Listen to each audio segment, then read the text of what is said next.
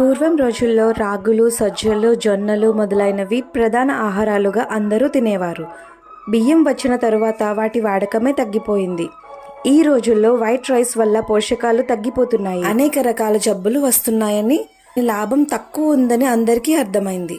రకరకాల ధాన్యాలు వాడకం వైపు మొగ్గు చూపుతున్నారు. మిల్లెట్స్ కంటే కూడా ఇంకా మంచిది ధాన్యాన్నిటిలోనూ హై ప్రోటీన్ కలిగిన ఏకైక ధాన్యం క్వినోవా రైస్. ఇందులో high proteins, antioxidants, fibres, low carbs లాంటివి ఉంటాయి.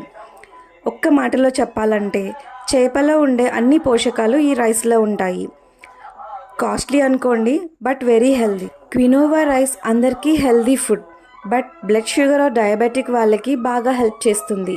ఈజీగా డైజెస్ట్ అవుతుంది. మా ఫ్యామిలీ మెనూలో ఈ రెసిపీ ఉంది. మీ healthy, fit and weight loss journey డైట్లో ఈ రెసిపీని కూడా యాడ్ చేసుకోండి. Stay healthy. Thank you.